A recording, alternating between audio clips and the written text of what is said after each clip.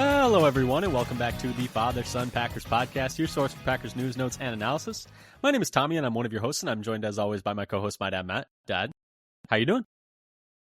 Doing well. It was a beautiful, relaxing weekend. Even got outside during football time. It's like, I can leave this TV. Unheard of. Unheard of on a football Sunday. Go outside while the NFL was on. Didn't even watch it all. We were talking about this. Packers were already done and booked. Exactly. In the bank. Yeah, and it is nice when your team plays on Thursday and wins. That's an important part of it.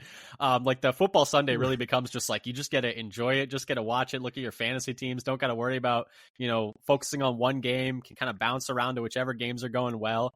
And you've got what, 10 or 11 days to bask in that win as opposed to 10 or 11 days to stew over a loss.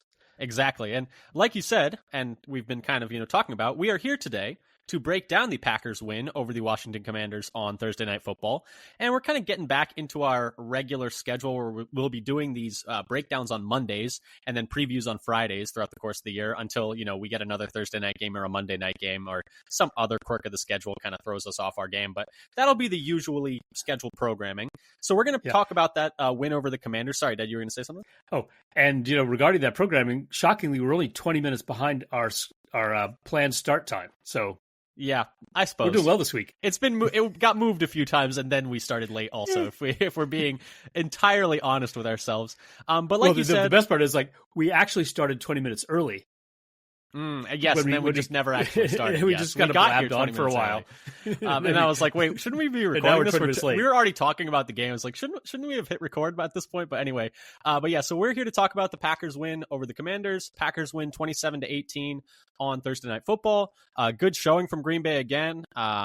Let's start with the negatives, though. Actually, let's start with a couple of pitches. I've done this so many times, you'd think I would know. If you like what you hear, subscribe, tell a friend, leave a comment, leave a review, Apple, Spotify, YouTube. Follow us on Blue Sky at Father Son Packer for updates on when new episodes are out, updates on, Packers roster moves, Packers injury reports, content from other Packers content creators, et cetera, et cetera. Once again, that's at Father Son Packer on Blue Sky. All right, I've done the pitches. Let's start, though, with the negatives from this game, and that is the injury report, so we can get that out of the way and then talk about, this game was, for the most part, a really nice showing from Green Bay. Were some injuries, though, in this one. Before the game, we didn't talk about this yet, but Brenton Cox was placed on IR, so he's going to miss at least 4 games, at least 3 more games, rather, with that groin injury he sustained in Week 1.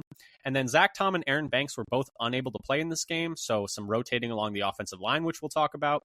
And then Zane Anderson and Bo Melton also were not able to play, which affected the special teams, I believe, but we'll talk about that as well. And then during the game, a couple more injuries, or one specifically. Jaden Reed went down hard early in the game in the back of the end zone. Turns out he broke his collarbone, so that's expected to miss 6 to 8 weeks. He's already been put on IR. He's going to get surgery. 6 to 8 weeks is what Rappaport and those guys were messaging out, tweeting out that that's what they expect, but we will see. But obviously that sucks, and we'll talk about that in a little bit, how that affected the rest of the offense.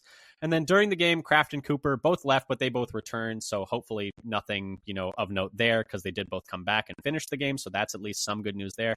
But Dad, the Jaden Reed injury is really the big bummer here. It was on a beautiful touchdown that unfortunately was called back due to holding. But any thoughts on that? Obviously, the rest of the guys in the room are going to have to step up. That's a big loss for the offense. He's one of their best playmakers on offense. Really sucks for him as well. A couple shoulder injuries now, but at least it wasn't the labrum again, I guess. But yeah, Dad, what were your thoughts on that? Yeah, it's probably better for him that it's an unrelated injury, even though it's shoulder technically. Also, what I've been listening to people today about this, the kind of injury where once you come back, there's not a long ramp up time. You're usually able to kind of hit the ground running because you can literally, it doesn't affect your running. Not a lower body injury, at least. And there's not much drop in production and a lower risk of re-injury. I think probably, I wonder if they're going to put a rod in. I haven't actually heard about what they're doing for the surgery. Yeah. I mean, definitely was some concern at first that it would be the same, type of shoulder injury, and then that'd be kind of similar to how Worthy for the Chiefs is considered maybe having to be knocked out the year for surgery. So obviously it sucks that it's a collarbone, but I suppose it could have been worse in terms of how it affected him this year. We'll just have to see when he's back. Hopefully it's sooner rather than later, and he's able to get up to 100%, a fast recovery for Jaden Reed, hopefully. But it does suck that we're going to be missing him here for 2 months maybe, and maybe longer, maybe shorter, somewhere around there. Moving on though, Dad, that does it for the injury report. Let's go, though, start talking about some of the positives of this game, because it was a fun game outside of that. And let's start with the gut check. Like, how were you emotionally feeling, like, immediately after this game? Like, how are you feeling? What was your gut check for this game? I mean, it was another game that was mostly, just kind of fun to watch. The Green Bay got up early and controlled the game. Their lowest win probability after the 11-minute mark of the second quarter was 77.6%. Yeah, it felt like maybe we let them hang around a little bit. But like for the most part, my gut check was very in line with yours. It was like a nice, fun game where we looked really good in multiple phases. A really well-rounded game from the offense and the defense. Maybe let them hang around a little bit. It got down to a one-score game in the fourth quarter. Like, so that's that. Like you mentioned, the win probability didn't drop below 70 something, like you said. But it did get down to a one-score game with us having the ball, and it's like, okay, like we got to go put together a drive here. But the offense did respond, and so that was great to see as well, to be put in that spot and respond. So yeah, overall gut check, like very happy with this game. Like really nice performance on a short week. Yes, it's at home, and so I think on a short week, like the home field advantage is definitely more of a thing because the other team has to travel on a short week, and so they like have like one fewer day on an already condensed week.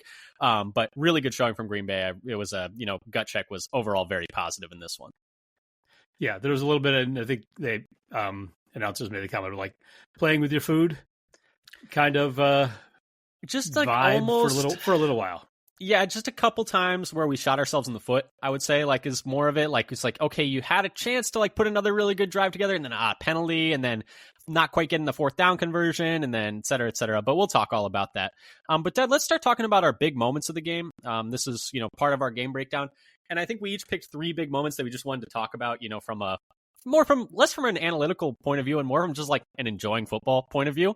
And so like we'll go chronologically in the game, but the first one I had was that first massive play to Kraft down the seam, which is fun because they actually ran it twice. They ran it again later in the game with from a slightly different personnel set, but they motioned Savion Williams like behind the line of scrimmage, and then he just like essentially turns that straight into like a 9 route on the right sideline, and so he goes vertical and the safety kind of has to go with him to help, and then Kraft is just open in the seam for this massive 57-yard like catch and run where he's just rumbling.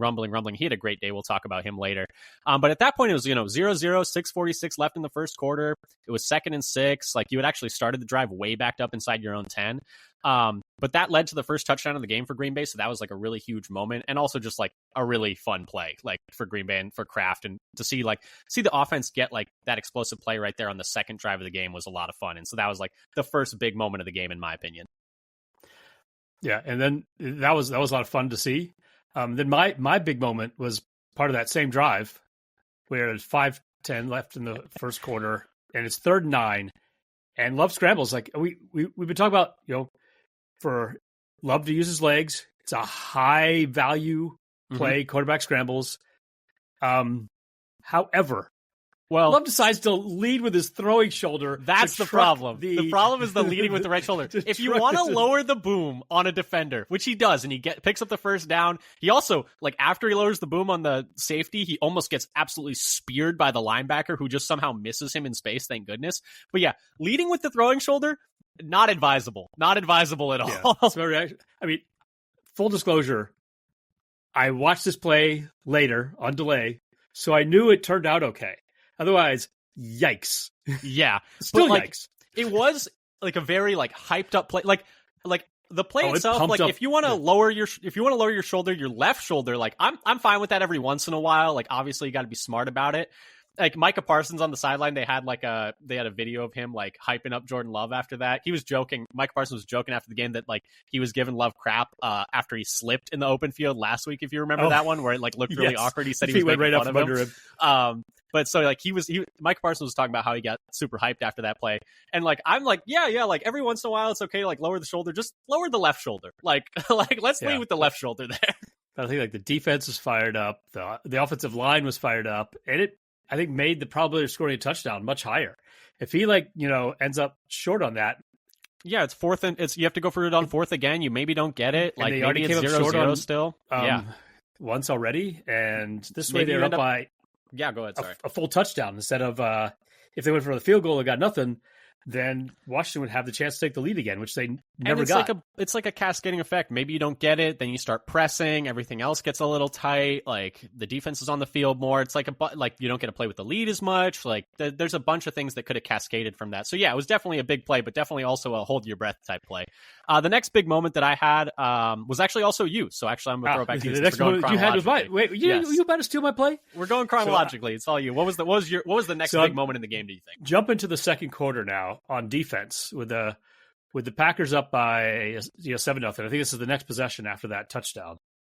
12:37 left, and on the Commanders' third down, Keyshawn gets a hand on the ball and gets one of his pass breakups. So this is a pass to Noah Brown. Keyshawn kind of stumbles out of the break. Got away with a little bit of a. There's a little bit of a jersey grab there after he stumbles out of the break.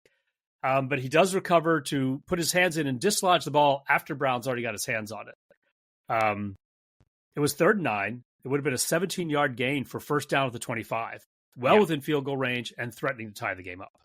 Yeah, I mean, that was a massive play by Keyshawn, one of like many pass breakups on the day, which we'll talk about when we get to like looking at the numbers from this game. But yeah, that was a great play from him and a really key play from him because, like you mentioned, would have been marching down the field and converting another huge third down for them. The next big play I had was the big Malik Heath play. At this point, it's 7-0, first and 10 at your own 20, 11:05 left in the second quarter. And just like a crazy, crazy catch, like an absurd catch, one of the catches of the year so far. Huge 37-yard completion. Really great to see Malik Heath step up in a bigger role after Reed went out. And just like that led to another touchdown drive to make it 14-0. And really the Packers didn't look back after that. So that was like another huge play early on in the game. I feel like that kind of swung the tide towards Green Bay's way and let them control the game the rest of the way. Yeah, that is going to be one of the best catches of the year because it's just incredible. And the juxtaposition from like, because like I was thinking about that, I was like, man, like what a crazy toe tap catch. And then I was thinking, like, man, it's like he couldn't get his 2 feet in bounds against the Eagles in the playoff game last year when he was like just wide open alone. Do you remember that? It was like near the end of the game. And like I'm not doing this to like like rain on Malik Heath's parade at all. It's just kind of funny to like see him. It's good to see him not get his feet in bounds there, but then bounce back and make it just an insane play. It's just kind of funny how that works out sometimes. But yeah, awesome play from Malik Heath, who had a really good game as well. PFF said like he was the best run blocker on the team amongst all players. Actually, he might have been the best run blocker. But really physical, really stepping into a bigger role, making that huge catch, just having a really good all around game from him was nice to see him, step up in that, that spot. Yeah, and I think even the announcers at first didn't think it was a catch. Is that right? It's like, I mean, I was like, oh wait, those feet are down. I thought it was a catch, and then they said no, and I was like, yeah, I mean, that would be tough. Like he's like way, like the ball's like a few yards out of bounds. He's leaning like crazy, and then they show the sideline angle, which like I just love that they have all these angles now because like it was on the Washington Commanders sideline, and so obviously they're all like, no, he didn't catch that, and so you're like, and then the refs obviously are probably like, yeah, no, he probably didn't catch that, and then you see the replay, it's like, no, he like very clearly toe tapped that. It's like, yeah, it was an awesome play. What was the next one for you though?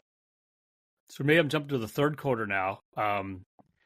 The first possession, the first possession of the second half. So Washington's possession with a score now 14-3. Mm-hmm. 3rd and 3 from Green Bay's 24. And Parsons and Cooper combined to sack Daniels. And they actually start off lined up next to each other. And Parsons absolutely smokes rookie right tackle Josh Connerly on an inside move to get really quick pressure. I do think Cooper should write whoever the right tackle is a little thank you note that he got a sack, because if Parsons had not gotten held by whoever the right tackle was, and he was Connerly, like he would have gotten there in an instant, and Cooper wouldn't have even gotten a share of the sack. So because he got held, he was able to get a little bit of a sack in there too. But yeah, it's nice to see like when Cooper's able to be a blitzing like linebacker, like as a complement to like a really good pass rusher as well, that like they can just feed off of each other like that. Yeah, so. I guess after he's held, Parsons chases Daniels up the pocket, and Cooper's coming around on a stunt, and closes off whatever space he had up there, and he and Parsons meet at the quarterback. It's a classic. I'll meet you at the quarterback. The lateral mobility from Parsons on that play, like his ability to like threaten outside shoulder and then immediately cut back inside and then just burst up the field is so ridiculous.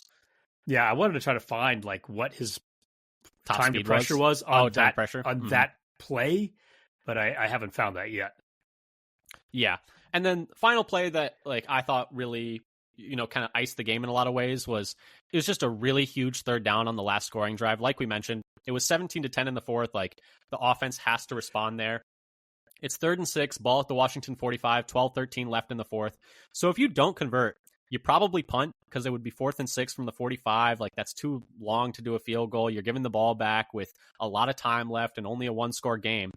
And Love rolls right and then starts fading, and then throws like a fadeaway to Kraft on the right sideline. And there was also a penalty on the play, so it would have been a first down anyway.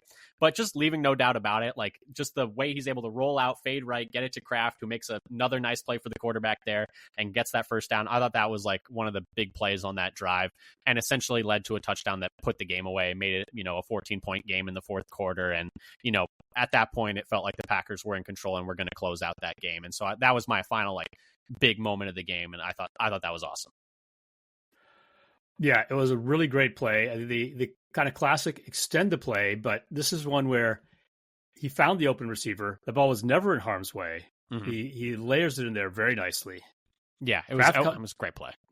Kraft falls down, what's going on, and comes back for the ball. Kraft comes back to the ball, falls down, gets back, pops back up, and like probably falls down a little bit because of the contact that like there was some illegal contact on the play. But like I like that he stuck with it. He popped back up, caught the ball, got the first down. But yeah, so those are our big moments of the game though. But Dad, let's start talking about the big picture from this game, what our main takeaways were from this game. From the 30,000 foot view, maybe not quite that high, but anyway, what was your first big? Can you see anything from there? It's like as we fly over the stadium and look down, it's like everyone looks like ants. What are the takeaways? But anyway, sorry, metaphorically 30,000 foot view. What were your big takeaways from this game? What was your first one? I almost stole one of yours. That would have been my chance. Yeah, let me go down I jumped it. Let me go down a little. Yeah, that was what I almost stole. Let me go down the dock a little bit further because you didn't interlace these like the other ones. So for me, the pass coverage by the corners was actually the first thing I wanted to put in here. The group has probably been the most maligned of any position group on the Packers by the national media. How can they win with these guys? Their cornerbacks aren't good enough. So in this game, by PFF's charting, Nixon, Valentine, and Hobbs combined gave up only 1 catch on 10 targets for only 7 yards out of a combined 117 coverage snaps. 7 yards in 117 coverage snaps. It's bonkers. All 3 of them gave up a passer rating of 39.6. And they also combined to have 0 missed tackles out of, with 6 combined tackles. So I think they're giving up so few catches. There weren't that many tackle opportunities for the corners. Yeah. And, this was Nate Hobbs' debut. He missed week 1 with that knee injury that he had in the offseason, still recovering from that. And he only played about, half the snaps in this game, which was the least of any of the corners. I imagine they're ramping him up. PFF had him charted as playing quite well. 1 penalty, but otherwise no catches into his coverage. I thought he played pretty good. There was one play where they tried to test him deep, and he was in really good coverage there in phase, played physically. Like, I thought he looked good in, like, kind of a limited role. I'd imagine they're going to play him more as, the season goes on. But what do you think about his debut? Did you have any like major takeaways? I mean, it's like you mentioned, 1 catch, you're not going to have a lot of takeaways on the corners when they're just not getting targeted that much. But I was going to say, like, good. He wasn't. You hardly noticed him, which is a good thing in some ways. It's a good thing for a corner, right? It's like, oh, there's a flashing red light over that guy. You see him over and over again because he's constantly getting targeted. Yeah. So in general, that's a good thing. It's like an offensive lineman, unless they're making for a corner, unless they're making a pick though, or getting hands on the ball, they're not noticed so much. Yeah, and so just, not noticing him is a good thing. It's a good thing. You just erase the guy that you're lined up against. Yeah. But I just wanted to shout out him making his debut. Thought he looked pretty good. In the bit that we saw of him. My first big takeaway is also pass defense related, and it is the pass rush. Another really nice game, following up a nice week 1 against the Lions with a really nice performance on Thursday Night Football against the Commanders. It's a bit weird because, again, some of the advanced numbers aren't great, just like they weren't last week. NFL Pro had us, 9th highest pressure rate, but the 4th slowest time to pressure on the week, which was kind of surprising in my opinion, but I don't know. That's just the number that they had there. But I thought it was a really nice, well-rounded performance from everyone. 8 different players with multiple pressures. Like, that's pretty impressive. Parsons had 8, which is nuts, and a sack. Devontae Wyatt had 7 pressures and a sack, which we'll talk about him a little bit more later when we talk about our players of the game. Rashawn Gary, 4 pressures and a sack. Edgerrin Cooper, 4 pressures and a sack. Barron Sorrell had 2 pressures and a sack in 8 pass rush snaps. So that's I got my eyes open on that one a little bit because he looked pretty good in some limited snaps. I like the eyeball emoji in the notes there. Yeah, I mean, it's I'm just saying it's interesting, and not just getting pressure, not just getting like a handful of sacks, which was really good, getting Jaden Daniels down to the ground, but really containing him too. He did not scramble for a single first down in this game, which we talked about going into the game was going to be like, okay, you were able to get home to Goff and move him off his spot. He's not as mobile. Like, no one will ever confuse Jaden Daniels and Jared Goff, like, in terms of mobility ever. And so you're going against like a different type of threat, and to not allow a single scramble first down, like over the course of the whole game, is really impressive work from obviously the second level guys too, like keeping like a handle on them. I thought there was one really underrated play in this game made by Javon Bullard where Jaden Daniels rolls out. It's one of the few times he was able to like get out of the pocket and like make a play with his legs. And Bullard does a really good job one-on-one in space, just shepherding Daniels to the sideline. And it's an 8-yard gain for the offense. It goes down as a successful play for the offense. But there are going to be so many times throughout the course of the year that you see Jaden Daniels one-on-one with a guy in space, and that turns into a 20-yard gain, a 40-yard gain, like where he's just he makes that guy miss and he's just pulling away. And I thought it was just like a really underrated play from Bullard to shepherds him to the sideline, keeps his shoulder on him or hand on his shoulder the whole way to make sure like he doesn't like cut it upfield at the last second, and then takes it off as soon as he gets to the sideline so you don't get that penalty. So, but yeah, I just wanted to shout out the pass rush and then also the discipline from the entire defense. And there's that play early in the game where like he kind of escapes a little bit, and then Wyatt's chasing him down, then Evan Williams is chasing him down, and everyone's just rallying to the ball, and he gets like a yard out of it. And like I just thought like that kind of encompasses like the effort from the entire defense to not let him beat us with his legs. Yeah, it seemed like there were a couple times where he was sort of escaping the pressure, but then he was only getting like 1 or 2 yards. He only had 17 total yards on, was it 7 attempts? The funny thing is, their top 3 rushers, their only 3 rushers, each had 17 yards.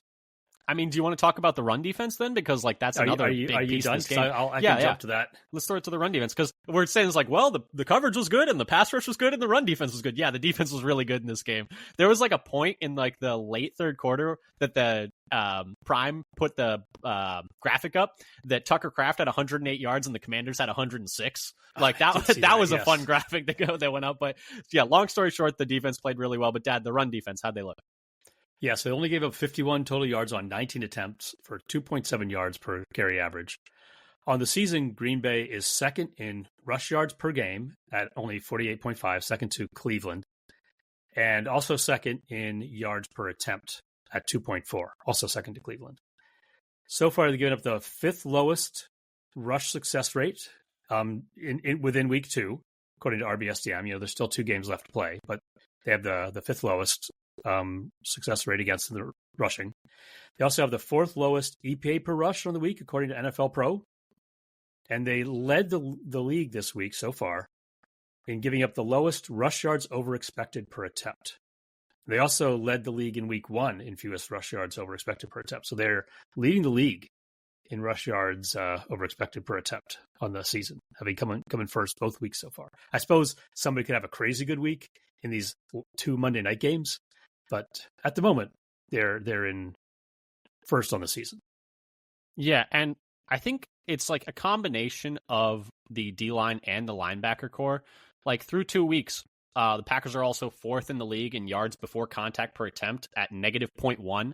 So on average, like we're hitting like the running back in the backfield like almost every single time, which is like really impressive. Yeah, it was very sweet. And like we talked about that, like that there was that stat in the first week against the Lions where it was like 16 of 22, like running back carries. They were getting hit like in the backfield.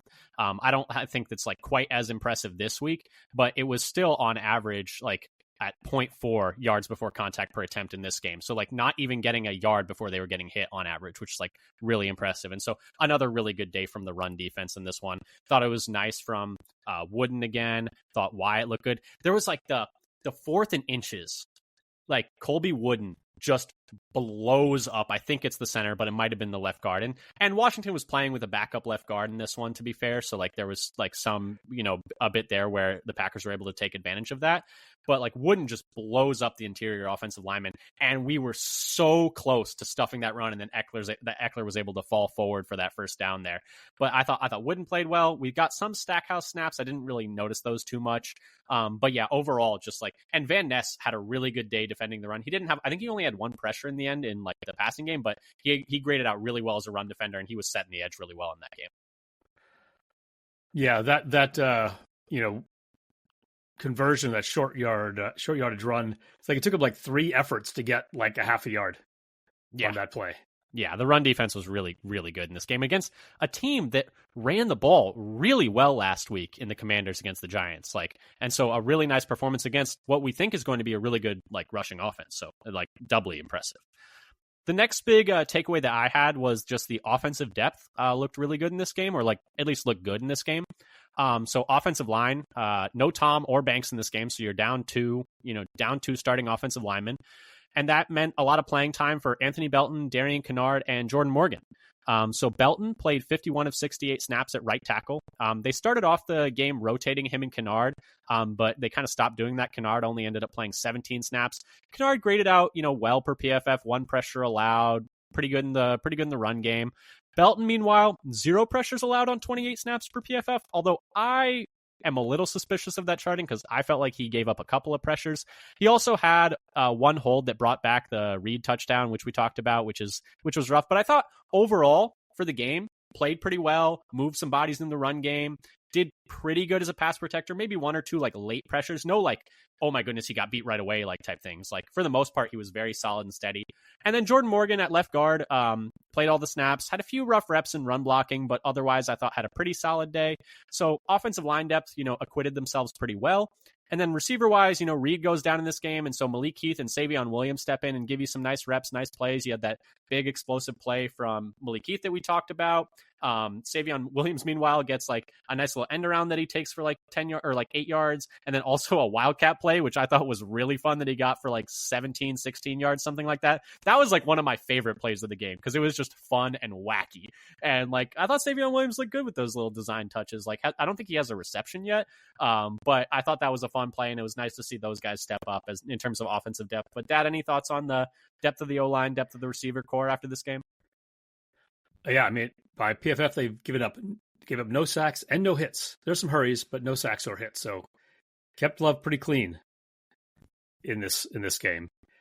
And for the Williams, yeah, I think that wildcat was fun, and it might have been even more if his like, I don't know, maybe he need a different length cleat. He goes to plant, and the feet just go right out from under him. Yeah, Turf Monster got him there, and it was nice blocking from, I think it was Wicks, to kind of seal the edge and let him get upfield, but I'm not 100% sure. It might have been Heath. It was whatever. I think it was a receiver out there that like kind of like kept his guy inside, and Williams was able to get around him and make that first guy miss because of the blocking.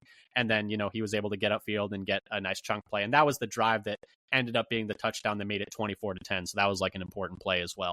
And then they immediately ran like a golden end around that also went for like 8-9 yards to look good.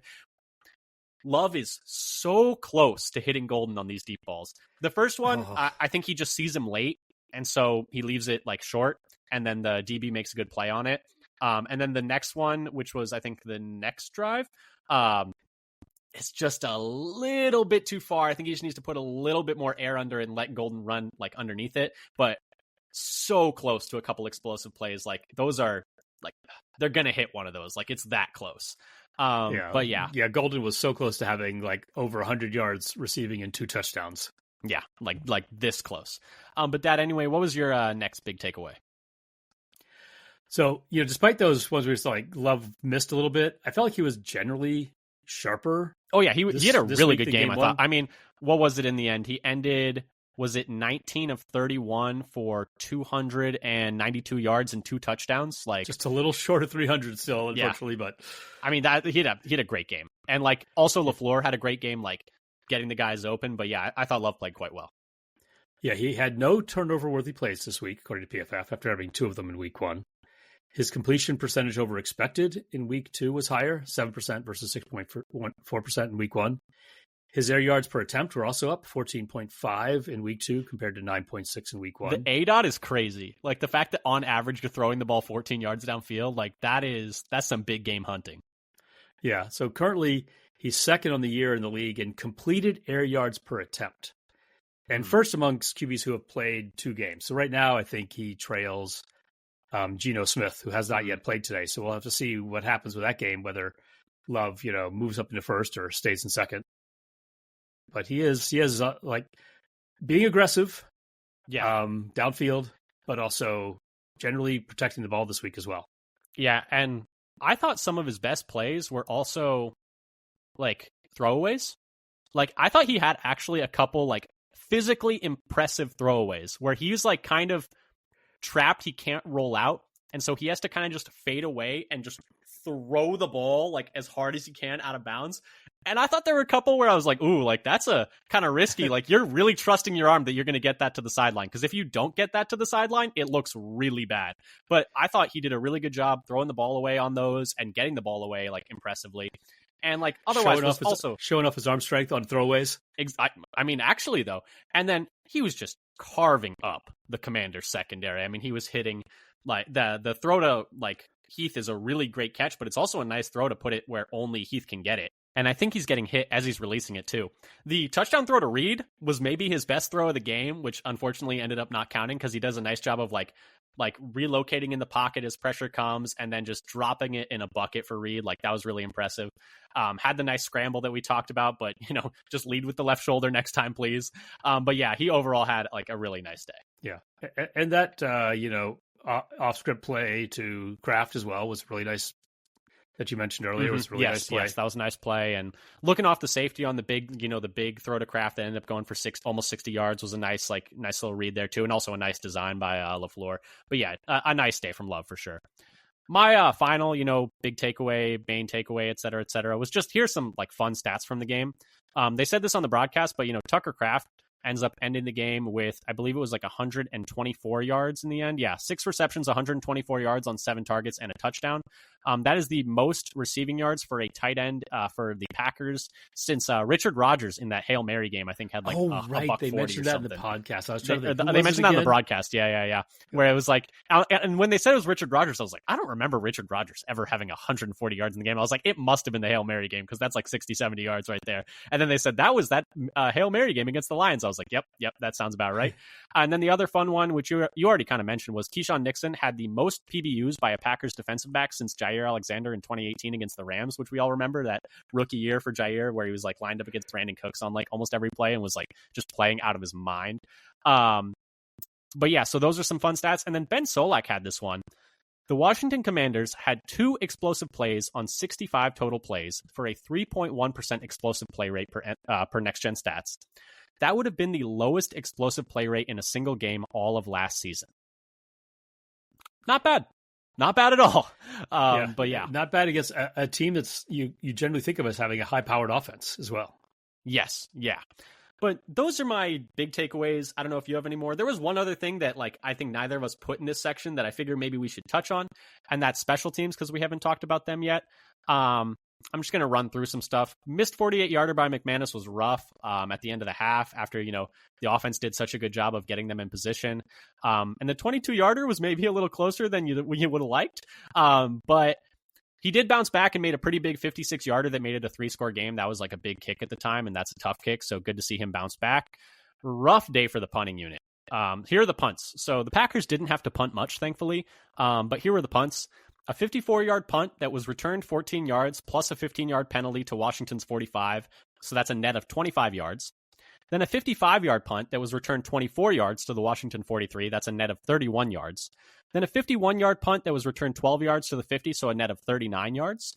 And then a 53-yard punt to the end zone, net of 33 yards. Some accident forgiveness there because that was end of the game. You just don't want a big return, like fair enough. And then the kicking game was pretty good, except for that one big return from Deebo Samuel.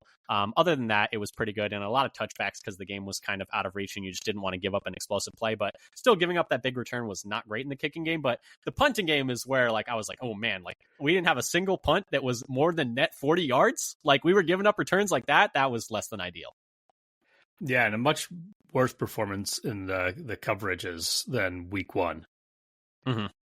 There's a big step back. Because I feel like the one thing about week one was the coverages were pretty good on the punt and the kick units, and not so much this time. I don't know why. I mean, net 25 yards, net 31 yards, net 39 yards, like on the three kicks, the 3 punts that really happened while the game was going on. And that third one, you're kind of punting out of your own end zone, your own end a little bit. So there's a little bit you got to get it off, and that's fair. But the other ones, I mean, just less than ideal. Yeah, the with 39 being the best is no bueno. I mean, the Commanders had really good field position in this game, multiple times, and shout out the defense for limiting them to long field goals that thankfully the Commanders missed. But yeah, it wasn't a great day for the special teams with the missed field goal, some big returns given up, et cetera, et cetera. But figured we should at least touch on it. Hopefully they get better as the season goes along. But Dad, let's move over to our player of the game. Who was your player of the game? I just want to add one little comment onto the pass rush you said you talked about earlier. This was their second best pass rush graded as a team, according to PFF, behind only it'd been last year and this year. Last year's Saints game. Well, I would hope it was last year and this year, or else it's just we played 2 games. No. So all of last year, there's only one game that was better than this week's. Now that was a crazy Saints game where they had nothing. Yeah, near the end of the year. I think we shut them out, and that was the only shutout from last year, if I remember correctly, maybe. Yeah. Or maybe there was one more after that, I can't remember. But Dad, let's move over, though, to, we're kind of teasing this with the pass rush, but players of the game, who did you have? So I'm going to go back to one of my main points, and that was coverage-related. Keyshawn Nixon is my player of the game, credited with 4 pass breakups, as you mentioned, is the most since PFF had him with 2018. 4. Some places had him with 5. I counted 5. I don't understand. PFF had 4, and I didn't actually look. I'd heard 5, but I didn't look to see where that was. He was second on the team in overall defensive grade at 90.7, so that's elite. Led the team with a 90.8 coverage grade, and had the best tackling grade on the week as well at 78.